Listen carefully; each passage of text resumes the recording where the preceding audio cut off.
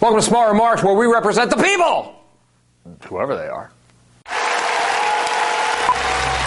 only thing we have to fear is fear itself.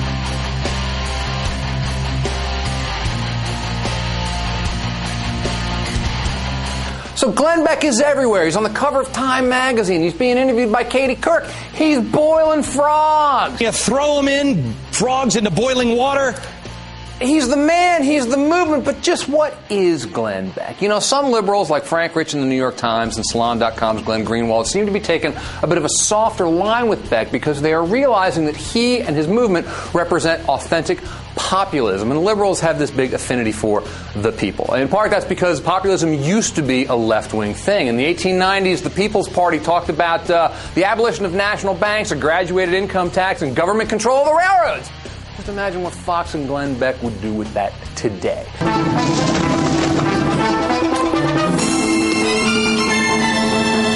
Comrades, good news from the Western Front. Huey Long wanted to share the wealth, but populism later became a right-wing thing. George Wallace ran for president in 1968 and 1972 on a platform of less taxation and less desegregation. And check this out. I found this on Wikipedia. This is a line from the New Republic about a Wallace rally in 1968 at Madison Square Garden. Quote, "There's a menace in the blood shout of the crowds."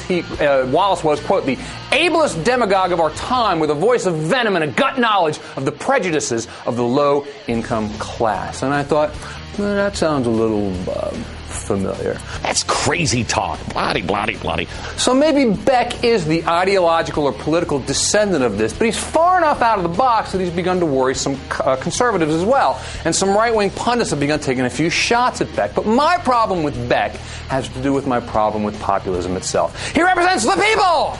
Well, fine, but who are the people, and what is it exactly that they want? You know, when we talk about the people, are we talking about a majority of voters? Well, didn't a majority of voters vote for Barack Obama?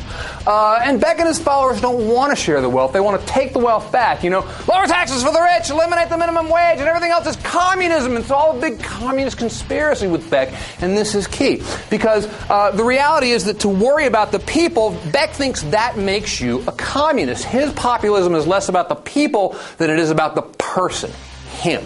Me. Why should I have to sacrifice anything for anyone else? That actually betrays a hatred of the people. And so this is Huey Long or William Jennings Bryan inside out.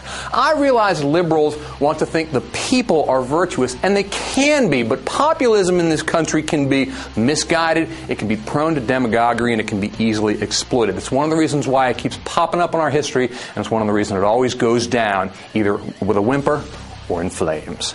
Kathy, get off my phone! Get off my phone, you little pinhead! I don't care. You people don't care about the trillions. Get off my phone!